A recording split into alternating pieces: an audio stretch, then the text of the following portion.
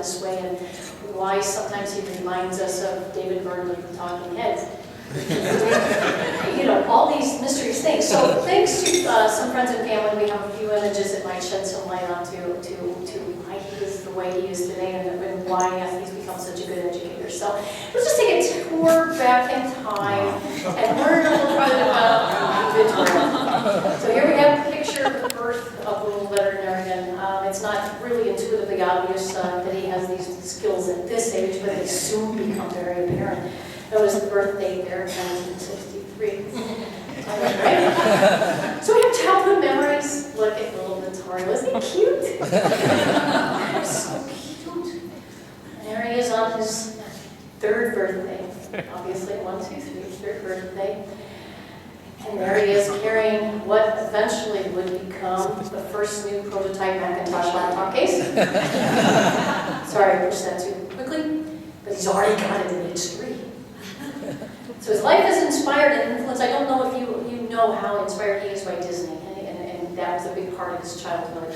Also, he scored a job with Disney in Italy and actually became, this is him, on this Italian publication, their official veterinarian for this publication. It was really exciting. Got to go in, and that's by working with the Disney graphic artists and watching what they did. That's how he learned to do these things for professionals. And you know, the Disney family thinks very highly of Dr. Capello, and some may have remembered we said this before, but they have decided that if ever Mickey Mouse needs to be castrated, Dr. Capello is going to be the one to do it. Using an open pre-scrotal technique. Well, there he is.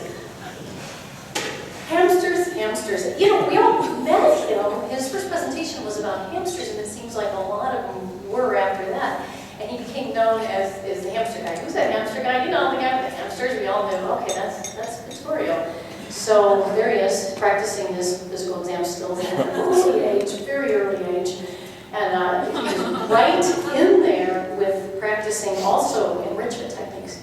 So there he is enriching his pet hamsters, and that's the building blocks of what he became today.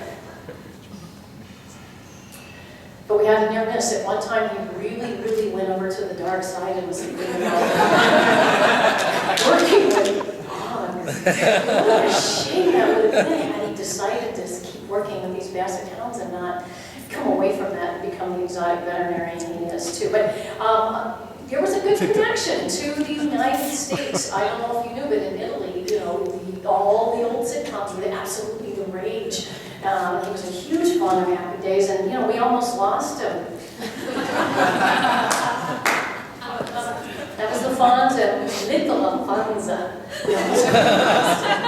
Fortunately, we didn't.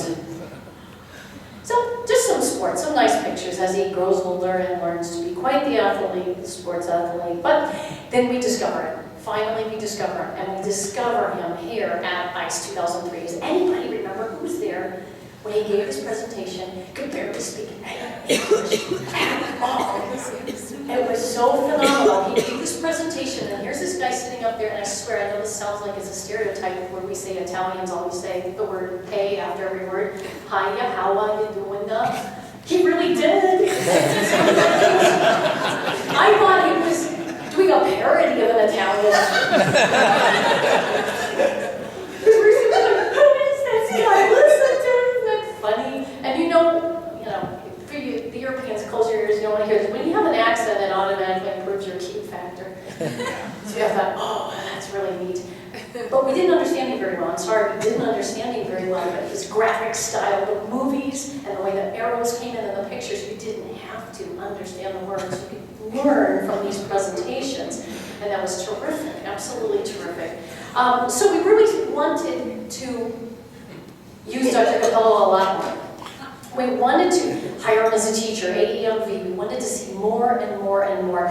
But there was a little bit of a learning curve. The language got better, but there were some times when we would sit back, he'd lecture, and we'd look at each other like, what is he saying? I don't have any clue. So we had to develop for ourselves a neat little chart of what we were our own interpretation of what is he saying. And so we learned that this word, squeals. Squirrels. And I remember sitting with Dan Johnson in one of his laboratories, and Dan looking at me going, why is he lecturing about beavers?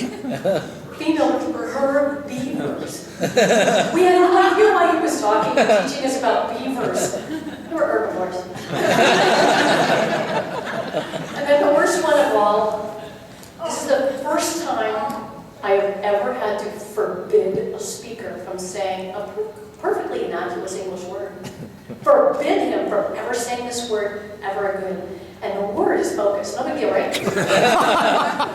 No big deal. Now, if you're under Ellie, anybody of young age, close your ears, because this is how focus came out to Dr. Capello. Something like this.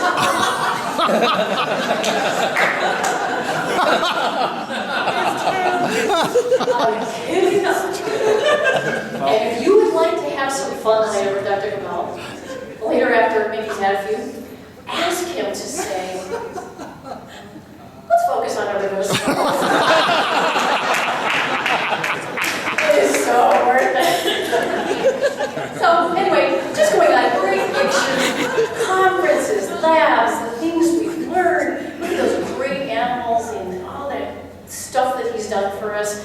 Wonderful books, really happy about those. I'm going on and on and on. And he got to be a professional model here for the exotic DVM. Anyone who's been honored enough to be on this in front of exotic DVM knows the pin up inside cover going.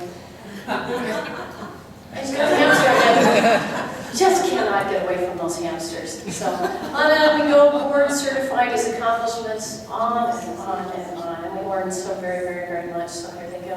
So we could go on and on again, but it's to the point where we have to go. Wow. How many more things can he accomplish? So, with that, we want to thank Dr. Capello. Congratulations. And for the rest of the evening, let us